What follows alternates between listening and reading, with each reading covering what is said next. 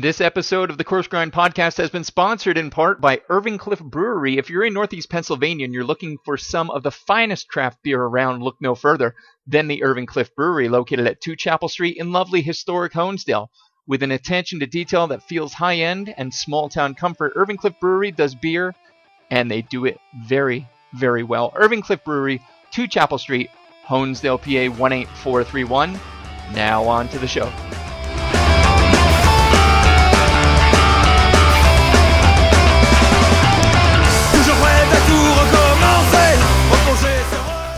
Ladies and gentlemen, welcome back to the Coarse podcast. This is episode number 27. I have completely and utterly run out of jokes and corny shit to say about the number, so we will just be referring now to the number of the episode. This is episode 27 of the Coarse podcast. With you, as always, host, creator of the show. My name is Sean Rossler. Thank you so much for tuning in. Thank you so much for listening. Tuning in, that's a very radio thing. We're not on the radio, but we are on iTunes. So there is that. So I've said it before, and I'll likely say it again and again. Sometimes you can go home again. And when your hometown was Honesdale, PA, long story short and be blunt, is fucking amazing now when you do go home. Looking at the past couple of years, Main Street in Honesdale has been undergoing nothing short of a renaissance, an evolution, if you will. And the results have been nothing short of fantastic. Look at some of my recent episodes, shameless plug, sue me, and you'll see what I mean. Alleyway Cheese Shop in Maud Alley in Honesdale, headed up by James Rogelski, puts together some of the finest cheese and meat combos between two slices of bread you'll ever find. Or Irving Cliff Brewery, a micro brewery in Honesdale. I'm still kind of recovering from the shock. It is amazing. You need to go. But despite all of this, if you had told me that an amazing high-end true farm-to-table experience, let alone a high-end one, would ever have emerged on my dear Honesdale's Main Street, total disbelief, I'm sure, would have been my response. And yet, here I sit, corrected by this evening's guest and his establishment, and it is glorious. It has a glorious bitter bar, but we'll get to that in a little bit. It's going to leave you nothing short of amazing. So, sourcing its ingredients from nearly 20 local establishments, Dyberry Forks is about gathering folks together to share local food and experiences. Just like William Reed's Cooperative, its location was a former meetup spot of local farmers and suppliers. They strive to create a true farm-to-fork, not just farm-to-table, farm-to-fork, and I like that, dining experience. And whenever possible, their meats, produce, cheeses are sourced from local Wayne County artisans who they are proud to support. The man at the helm is young and hungry, the best of traits in a young chef, and I can't wait to talk with him here today. So without further interruption, ladies and gentlemen, everyone in between, my guest this evening, Executive Chef at Dyberry Forks in glorious historic Honesdale, Pennsylvania, Chef Andy Goff. Chef, welcome to the program, sir. Well, thanks for having me. Hey, no problem at all.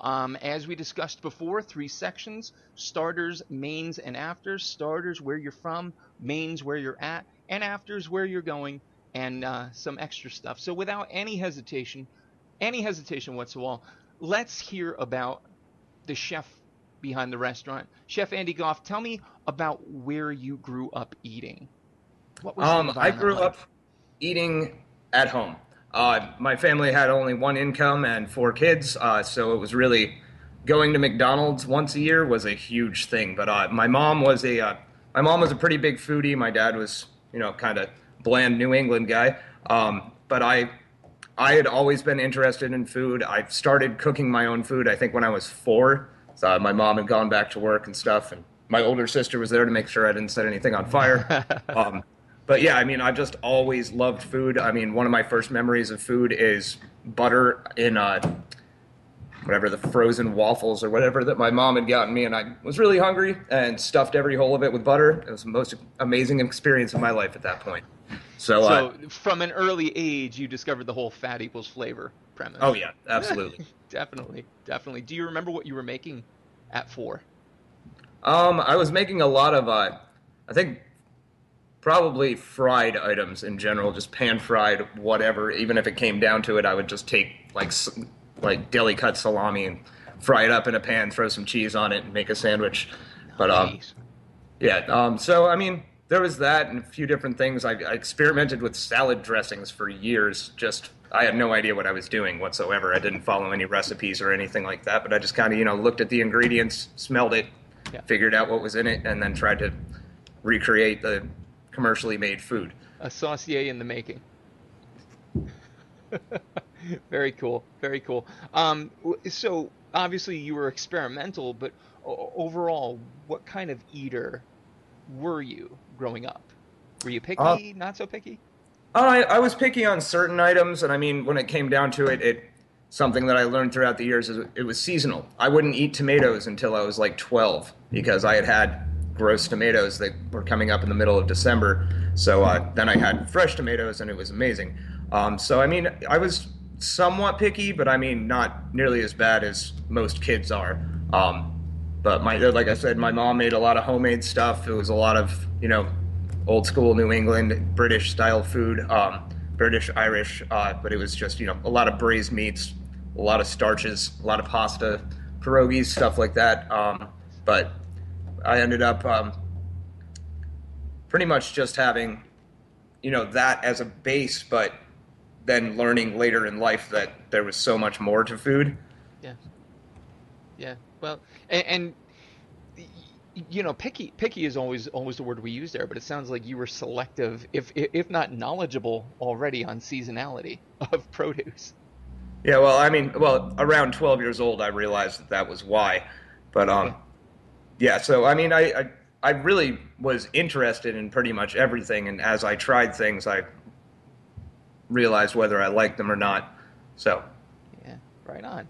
Right on. Do you remember specific um, foods from your childhood that you think about now, and it pains your heart just a little bit because either um, maybe you can't get it anymore, maybe you haven't had it in a while. Is there any food that's like the can you go home again food? um, yes, I definitely have to say my grandmother's lemon bars. I've never had one that was as good as hers, and there's never. Like I have tried to follow the recipe after she passed away, and no one I know, no one in my family has tried the recipe can make it like she did. But Wow, wow, wow. And growing up now you referenced that you were already hitting the stove at 4, that your mom was a foodie of sorts, that your grandmother made these lemon bars. Who would you identify really as your biggest influence culinarily? at that point in my life, I would definitely say my mother. So Mm. she would try to get us to try new things and stuff like that. But then my dad would kind of shoot it down too because he likes pretty much bland kind of stuff. So Right, right, right. So she wasn't walling off the kitchen like so many people do today. yeah, yeah. And I think that's huge. And I know you're a parent like I am, and you know you wanna you wanna let your kids in the kitchen because I think it's beyond important. Saying it's important almost trivializes it. It's crucial, to let them in and to see that, and to let them know that like that's where their nourishment, their things come from.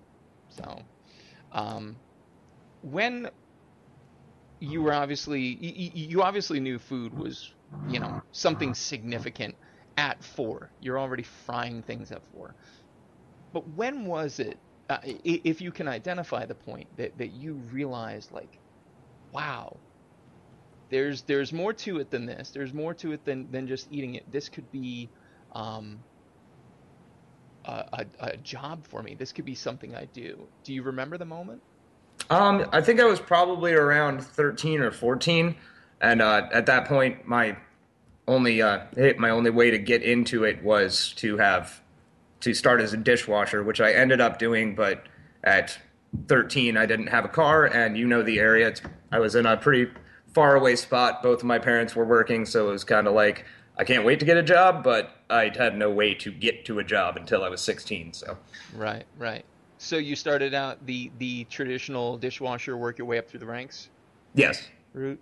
Cool, cool. And like, was there a dish or a food moment where you thought, damn, I want food to be my gig?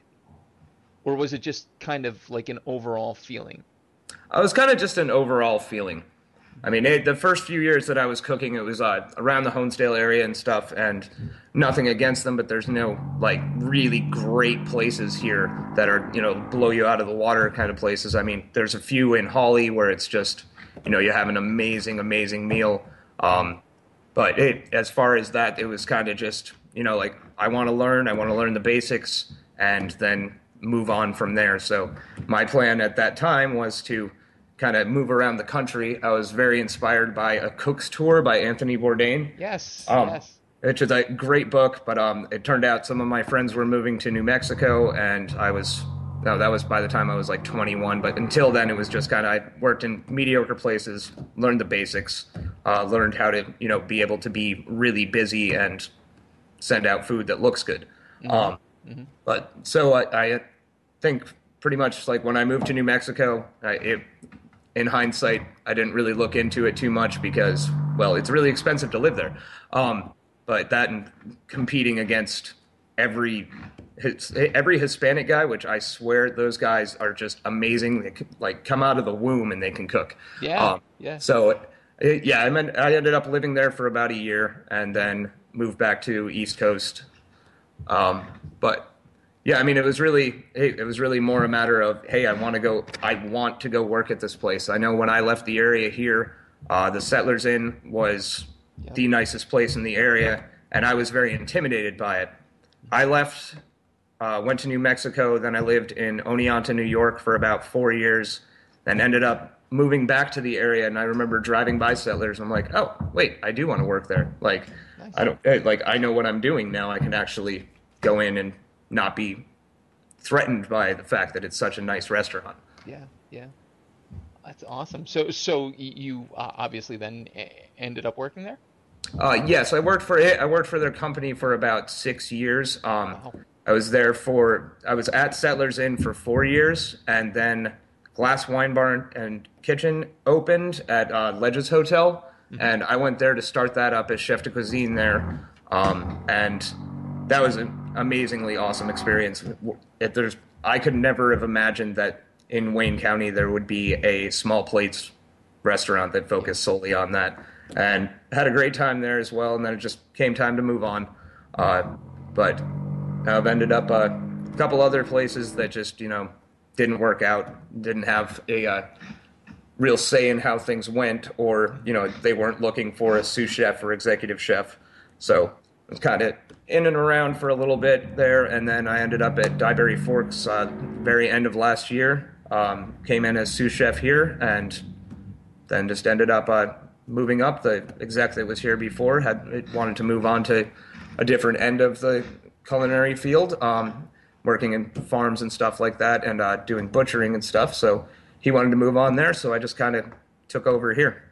Nice, man. And you bring up something significant that so many other guests, be they from Top Chef, be they from Food Network, be they from the area, have brought up. There's almost this air of entitlement now culinarily, where I'm gonna go to culinary school, I'm gonna come out, and I'm gonna have my own fucking show in my own restaurant. Like you're just given this, and so I have this super appreciation of hearing somebody like yourself, and fortunately, like a lot of others, and they all just happen to be successful. Big surprise there, who come up through the dishwasher to through all these stations, and it's refreshing and it's reassuring to know that the food industry is probably the industry that you cannot fake shit.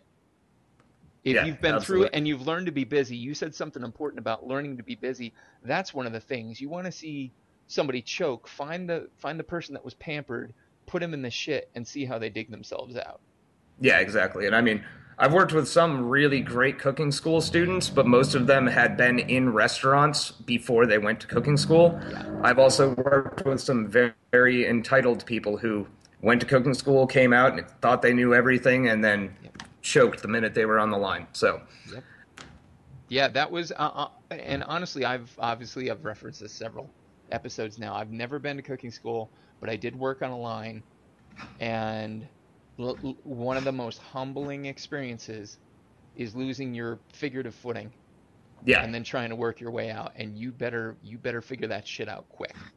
Yeah, exactly. It's humbling, it's harrowing, it's easily one of my favorite life experiences. And I actually, oddly enough, came back from that to Honesdale and worked at the coffee grinder, no less, when I was in college as their breakfast and a lunch guy. And I think it was getting chewed on down here that prepped me for that up there. So no, but long story short, it's always nice to hear a story of, you know, the hard work, doing it the right way, coming back to the area and just killing it. And it sounds like you've obviously done that. Which brings us to Dyberry Forks and your gig today. Um, can you just explain to everybody listening? I know because I was there. Be it, you know, mind you, it was after a class reunion, so the details are a little sketchy.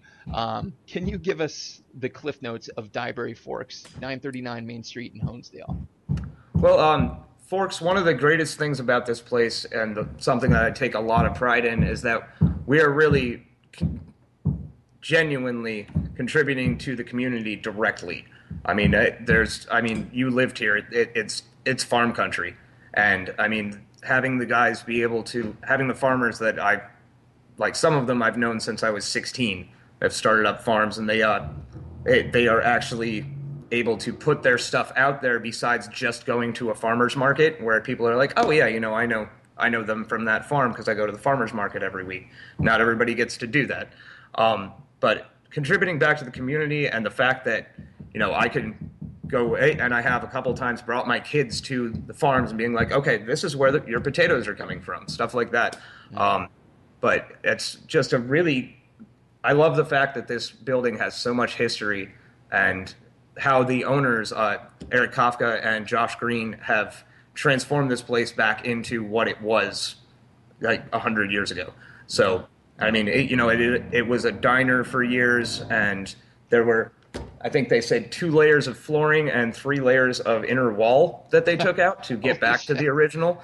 But they really, in the front of the house, it's amazing how much stuff they have repurposed and everything like that. For instance, our chalkboard, which lists all of our farms that we get stuff from, and our specialty cocktails that we're trying out and possibly become menu items, stuff like that. Any of our food features for the night, stuff like that, was actually from a school in whatever it is past Bethany. I can't remember what town that is. But it's a school that closed down, and that ended up coming here and being repurposed for that. The tiling in our bathroom is actually the shingles from the roof of the Catholic Church on Terrace Street. When they redid it, they took Eric, I believe it was just Eric, grabbed up on that, but it's just, you know, metal shingles, and we lined the walls with those. It's just another little story to have behind everything. So Yeah, and I can't say it enough how just absolutely floored I was when I walked in there, because I used to have breakfast in there with my dad after church. Like that's what we did, and to walk in there and to see that, and then as part of the pre-production for the show, to read the history and to realize like what it was, like that's full circle, man. That's, I mean, you want to talk about reuse and recycle, that's about as dedicated to it as you can get, and just such a cool backstory, as well as menu, as well as bitter bar, as well as there's so much just perfect about it. And that's what really, when you see elements like that pop up on Main Street, you know, it really helps to not necessarily redefine the town, but further define the town. And again, such a cool renaissance to see happening. So you know, you work your menu. You obviously don't stick to one menu. Do you do it seasonally? Do you do it weekly? there are generally weekly changes. I mean, depending on what's coming in from the farms and everything else. And definitely weekly changes. And every once in a while, if I have a dish that's been the same for a while, I mean, like our signature chicken breast dish has always been essentially seared chicken and an herb jus that we use for it. And, you know, kind of changing that up a little bit, it's essentially just changing the starch and the vegetable. But I mean, the burger that we have Like those things are absolute staples. They pretty much never change. Other than that, we have a couple green salads and stuff like that, but that can change. And unfortunately, due to where we are, and the greens, obviously, in the middle of January, I have to buy them through Pocono Produce, which is a great company, and they are the most local, most reliable, like paper goods and random food kind of place. So, I mean, when it comes down to it, the farm to table is as much as humanly possible. And, I probably could be getting greens from somewhere in California and having them shipped here, but that doesn't really fit farm to fork. Exactly. So, Exactly. So would you say your culinary inspiration for the menu primarily comes from seasonality, or is there another source for your inspiration? I mean, seasonality, and I mean just whatever the farms actually have available at the time. So it really comes down to the Lackawaxen Farm Company is an amazing help, and you can ask any chef that runs a farm to table restaurant. It is a full-time job alone, just talking to every one of the farmers you need stuff from. But LFC has started a program where they keep all the farmers in contact with the restaurants, and they also do the CSA programs and everything for people to, just buy stuff for their house. But it's just a great help. I mean, there's got to be. It changes once in a while depending on what the farm has and what doesn't. But I mean, I've seen up to like 12 different farms selling stuff through them. They deliver it all at once. It's really, really spectacular what they're doing. Wow, awesome. And Lackawaxen Farm Company, they are related to, I believe, Anthill Farm, theanthillfarm.com. Yes. Okay, cool. They're online if listeners you want to check it out. And theanthillfarm.com, 570-253-5985. Definitely something to look into. As far as just knowledge overall. I think one of the coolest parts of farm to table or farm to fork is that people are starting to think about where their food comes from. Would you agree with that? Oh, absolutely. And it's something that, I mean, really has changed within the past 100 years. Before that, it was, you grew your vegetables or bought them from a farmer's market. Supermarkets didn't exist. Right. And then supermarkets came around, kind of changed everybody's perspective on it. And in a supermarket, there is no season. Like, they have tomatoes all year round. It doesn't matter where they come from. They may be good at some point. They may be bad at other points. But it comes down to when it's commercial food is cheaper just because they're a huge company. And when it comes down to it, it's, in my opinion, it's much more worth it to spend that extra $2 on a thing of lettuce that's at least organic practice grown. Yeah. Organic, the farmers have to pay to be certified that they're growing their food the right way. Right. As opposed to, if you spray it with chemicals, you can just call it whatever it is and pay nothing else. But most of our farms that we work with are certified organic or organic practice. Organic practice, yeah. So I mean, that's a huge thing as far as like people being aware of that, and that's something that everyone kind of moved away from, knowing their local farmer and knowing the person who they're buying their food from and where it came from, to the supermarket era where, oh, hey, this is here. Like, oh, hey, I feel like getting avocados this week, and they're from California and they're horrible. I lived in Mexico and avocados were amazing there. Right on. No, you bring up a point too. We've forgotten the face of our food, and not just the farmer themselves, but the whole concept of animals and eating them, I think, is important to introduce to a kid. Oh yeah, from absolutely. an early age. Yeah, absolutely. I know my older daughter had kind of a hard time accepting that. My younger daughter, she's 6 now, and I'm like, okay, this comes from a pig. This comes from a chicken. Like, I haven't gotten her into rabbit or anything cute and fuzzy yet. I'm working on that slowly. But. Nice. Yeah, I think it was Gordon Ramsay started raising turkeys or duck at his house, and introducing it. And I'll never forget the one episode where, the point is finally made to the kid and they have this moment. And then the kid got over it so quick and he's like, right, Daddy, when can we eat them? I'm like, bravo, kid. Well done. Way to move past. Way to move past. So farm to table is this, obviously it's a big moving force in the culinary industry today, and that's a great thing. I think it's one of the trends, if you will, that has caught on, that deservedly should have caught on. Fantastic. What do you think is next? What do you think's around the corner? Is there another trend up and coming? You with the inside knowledge that you obviously have. Is there something coming down the pipe that we should be watching for?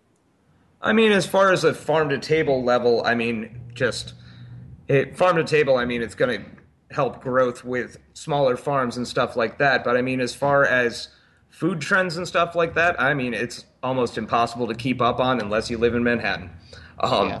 But there's definitely, I know even some of the local restaurants here that were not and don't advertise that they're farm to table, they have started purchasing stuff from farms because it just makes sense.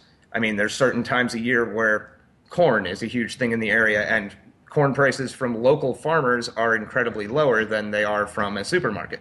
Right. So, or a food purveyor of any kind. So it's nice to see that moving along. And I mean, as far as Honesdale, like you said, when I left the area, I would never have imagined that there was a decent restaurant that served food that you knew where it came from. Mm-hmm. And I moved back to the area, and I was incredibly pleased to see this. So, yeah, definitely one of the and it doesn't seem like it's slowing down either.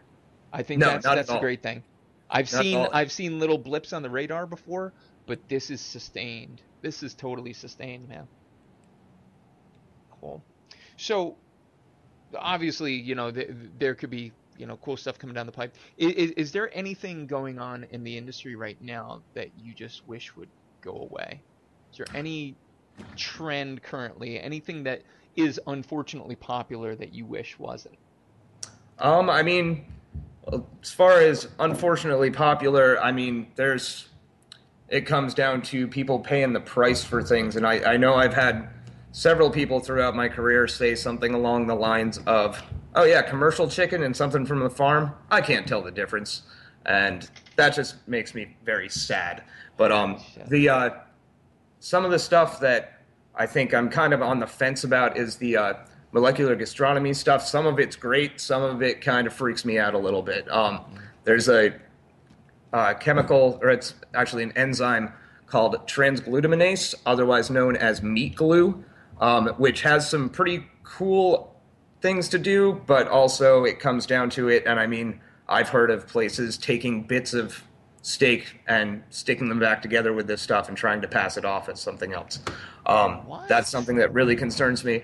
But then again, there's also amazing things, and most of that, as far as my knowledge, I can accredit to Grant Ashantz, who's from Alinea in Chicago. Yep. Just amazing ideas from that man. But there are like encapsulated sauces, so you get something on your plate, and it's like the little capsule that you would have in your Advil gel cap, except way thinner, obviously, because you actually want to eat it. Right. But they can put that on a plate, you pop it, it goes down all over your plate, and it's just a spectacular way of presenting things. Yeah.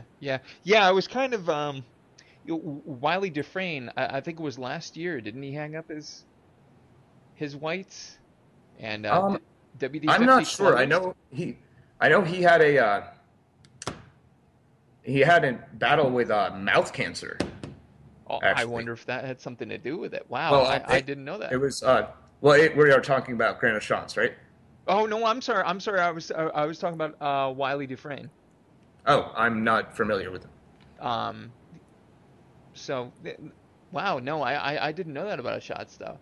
It's in his book. I can't remember what the name of it is, but he ended up being able to have it removed, and he was okay. But he went a little insane towards when he found that out, because he had several successful restaurants, but he got it down to an absolute science of, this is how much salt I want you to put in the pasta water. Like, down to a gram and everything like that. So that man is pretty amazing, but there's a lot of things I see that and I'm like, I wish I could do that, but I'm not going to get away with that. Well, yeah, and I think that's the thing. Like molecular gastronomy overall, great idea, but like everything, you should like you should have a handle on it before you try it.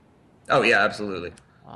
Just putting a foam on a plate doesn't make you a Dufresne or a shot. So, um, career-wise for you, I mean, obviously you're digging what you're doing right now. You could see it. Just to give the brief backstory, Chef Goff was kind enough to allow me back into his kitchen, which is spectacular, and kind of go over the whole process of your popcorn with rendered duck fat, which, by the way, if you haven't had that, it'll blow your shit away. But I mean, the absolute pride of the place, the absolute love in that kitchen was palpable. So you're obviously digging what you're doing now. What do you see the plan being from here? Your next your 5-year plan, let's call it. My 5-year plan is honestly to do everything I can to make this restaurant grow and make the community grow. I mean, Nice. I'm definitely sticking in the area until my kids are 18, so I've got a solid 12 years before my youngest is going to be 18, but I'm Right on. pretty sure I'll be sticking around after that anyway. Nice, man. Nice. Yeah, and the other thing is you don't find a lot, with folks who are successful in the business, they're not itching too hard to jump. So sometimes they're itching to open something else, but still keep doing what they're doing. So with Dyberry Forks being relatively new, is it about 2 years old now? We just passed our first year in, I believe, August, Okay. but the owners have been working on it for, I think, 3 or 4 years before we even attempted to open. Right on, So, right on. So I mean, it's young, it's still very blank slate. No pun intended with your wall there in the dining area, but yeah. it's got so much time, and I really can't wait to come back up and to actually try more, and obviously visit your bitter bar again, because that was a spectacular surprise. That's such a rarity, not just in the area, but overall. And when I walked in and that's what I saw in the bar, I'm not gonna lie, that kind of excited me. That kind of excited me. Who was the inspiration for that? Did you come up with that, or?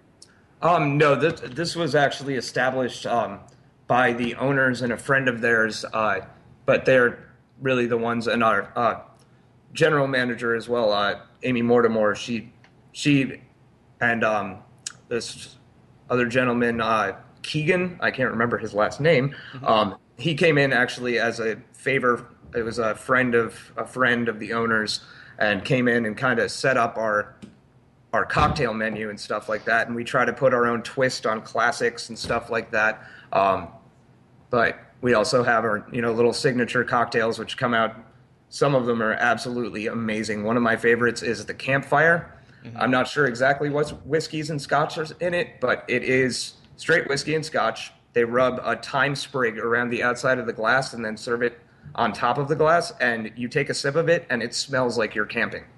And it's just absolutely spectacular drink. But I'm really that's really nice to see that someone isn't just like having a okay, Jameson and ginger ale, like woohoo.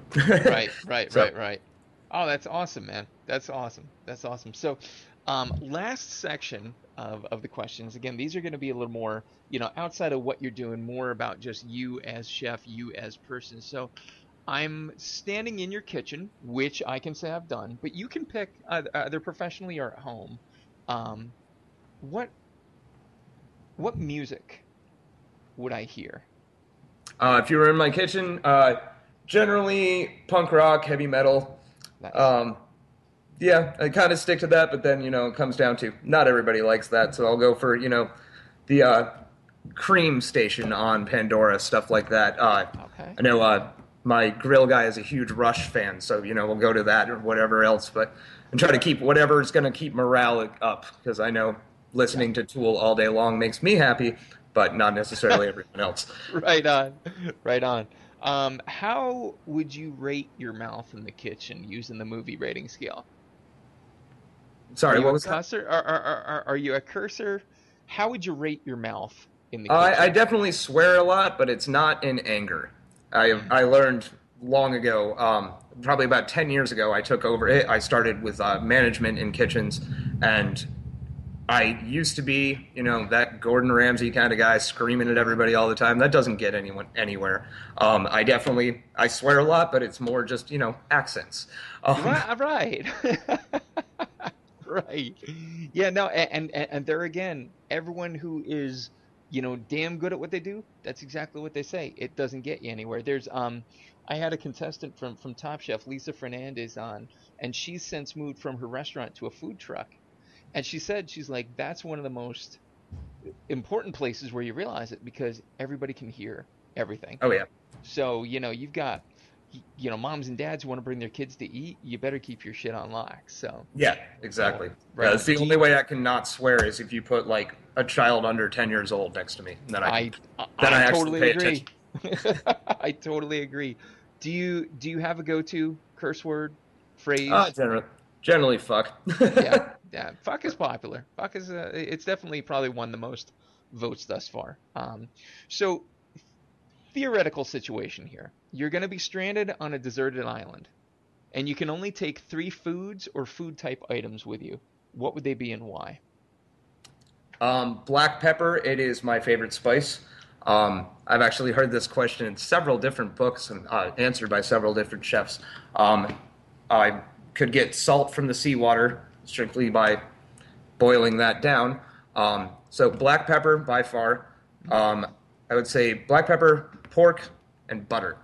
God Mainly damn. fat content, but I think I could live off of pork for my entire life. That's really what it comes down to. There's so many. It's so versatile, and there's just so many different things you can do with it. I love it. I love it. I love it. Um, is there? This is assuming there is one. Back to reality. Is there a food or a dish that still intimidates you or scares you at all? Um, Um, your culinary nemesis, if you will. Do you have one and why? Honestly, I can't think of anything off the top of my head. I am a huge fan of the French Laundry and stuff like that. Unfortunately, I've never been able to go eat there or anything like that. Hmm. But I am. I mean, some of the stuff in their books is just I look at it and I'm like, I could never pull that off. Right. But I mean, and those are very intense recipes and very intense foods. But I can't really think of anything that I can't do. I cannot bake. I am horrible at baking. My grill guy does all of the pastries, desserts, stuff like that. As far and I mean, we make our pretzel buns and all of that stuff. I'm just not good with dough. All Um, right. I can pull off the pretzel dough, but when it comes down to a pie or something like that, he had a family emergency last week, and I had to make a pie. It ended up falling apart and looking horrible. It tasted all right, but it's just baking is not my thing. It just never has been. Right on. Right on. Have you read Melanie Denea at all? My Last Supper.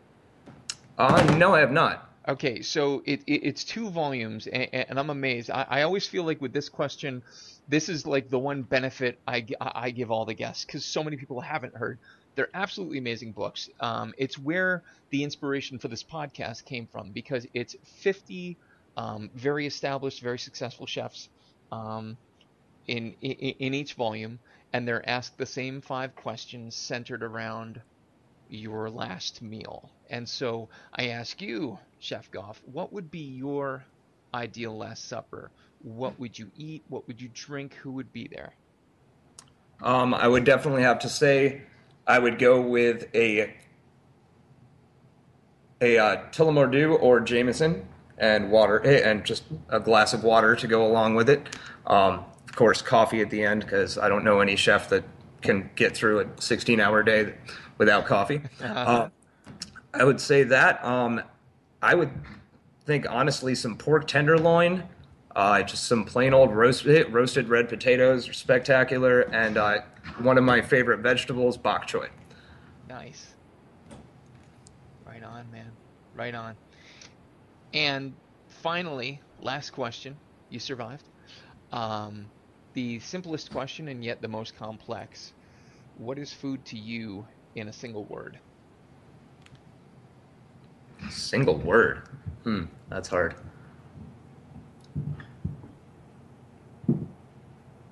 I would go with, food is love. That's really what it comes down to.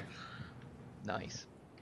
And it's, nurturing another human being, having someone have a horrible day, and then they come in to eat and turns it all around for them. Yeah. People's first dates, people's proposing to each other, like amazing feeling for me to work in the back of the house and know that happened. Granted, I never see it, but I know that kind of thing happens, and it's just really a great feeling and the reason that I do it. Right on. That's an awesome answer, dude. Thank you. So with that, my friend, we are in the books. Thank you so much again for doing the show. I really appreciate it, buddy. Okay, great. Thank you. Dyberry Forks. Again, folks, you've got to check this place out. It is amazing. Dyberryforks939.com, 570-253-2266, located at 939 Main Street in wonderful, beautiful, historic Honesdale. Obviously, that's where the cool people are from, right, Andy?